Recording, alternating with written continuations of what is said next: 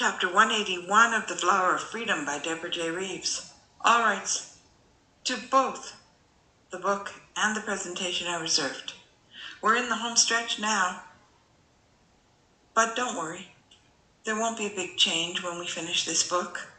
It's the first in a trilogy, and we plan to continue with the second book in this trilogy that picks off where this one left off. Please take your seat and be comfortable so that we can pour a little entertainment, relaxation, hope, something good into your ears so that you have a little to share with someone else. Here we go. Chapter 181, Readjustments. Carr and Desi came downstairs not long after Oscar asked that question. They had been unruly the previous night. The grief of small children is unpredictable. These two were simply having nothing of it. "Flip is coming back! You're all liars!" they yelled, and they stomped off to their rooms, and they put themselves to bed, refusing to speak to anyone but one another. This morning, however, the boys were quite different. They came downstairs wearing the football jerseys that Philippe had given them, that said Team Flip on their backs and Flip's brother over their hearts. Desi had toothpaste smeared on one cheek, and both boys had gone to extraordinary lengths to slick down their unruly hair.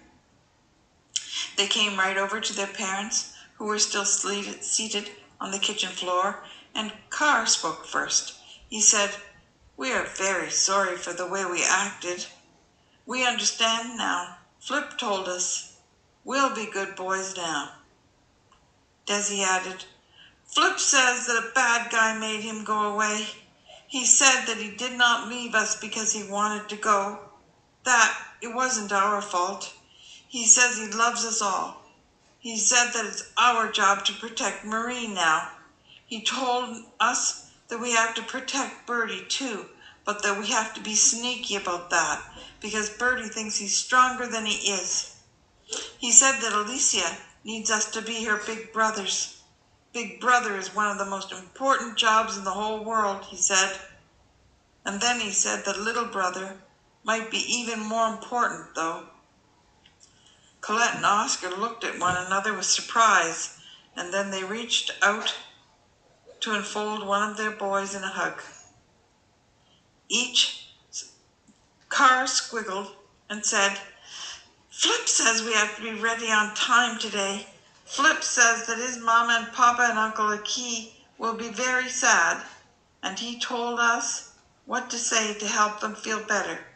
Carr paused, and then he declared, "Mama, I'm starving." Some things never change, Colette thought with a modicum of relief as she stood to her feet. Oscar stood too.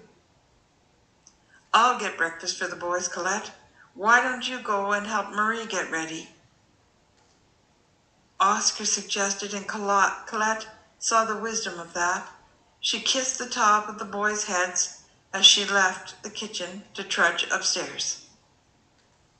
Colette sat on Marie's bed, and she hesitated to wake her. Marie had obviously had a painful night. Her pillow was tear-stained. Within a moment, Marie opened her swollen eyes and said, "Hello, Mama. Today's the day." "Yes, ma petite chou, it is," she responded. "I'm going to be okay, Mama, I promise.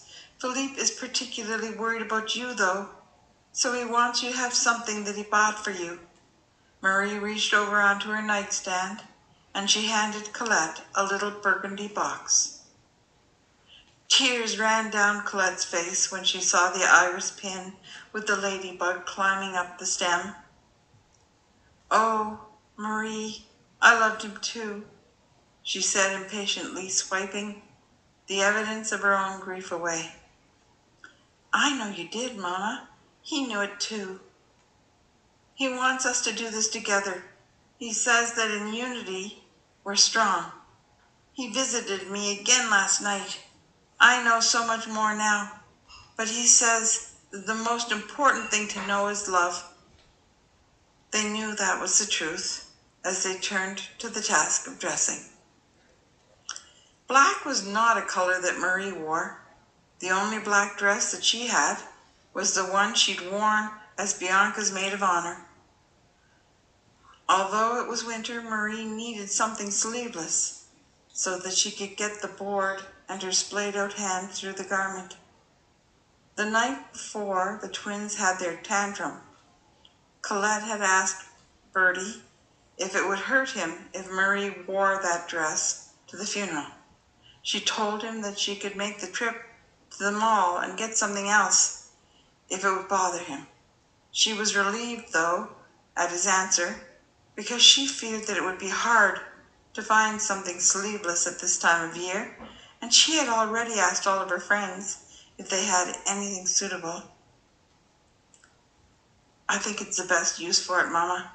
Let's put the whole thing and chapter behind us.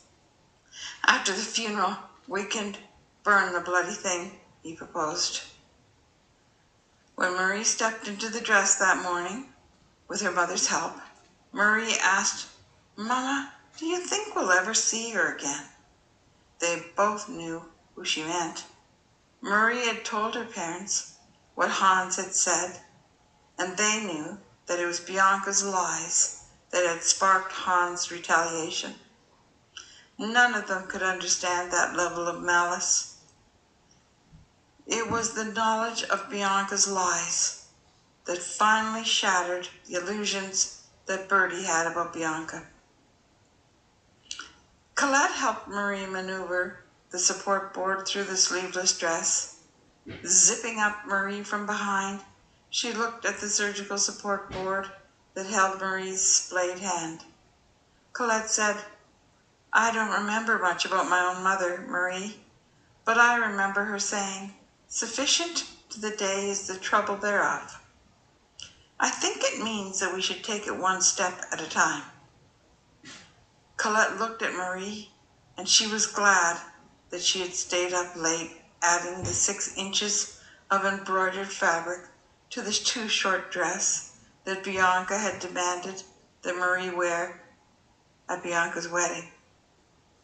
The perfect length of black embroidered fabric had simply been in her sewing box when she went to find something to do the job. There were dozens of tiny white flowers on the background of black. Colette had no memory of buying it, but there was no time to reflect on that.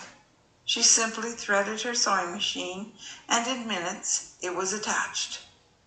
Colette remembered that Marie had not complained about the embarrassing dress when Bertie got married. Marie was willing to make the sacrifice for Bertie. Well, Colette bristled, Marie was not going to sacrifice any more dignity for that woman, and Colette would ensure it. That's the end of chapter 181. Please press like, please subscribe, so that more people will be reached with our project of sowing virtuous seeds in the lives of strangers. Please and thanks. I remain your friend, Deborah. Bye-bye.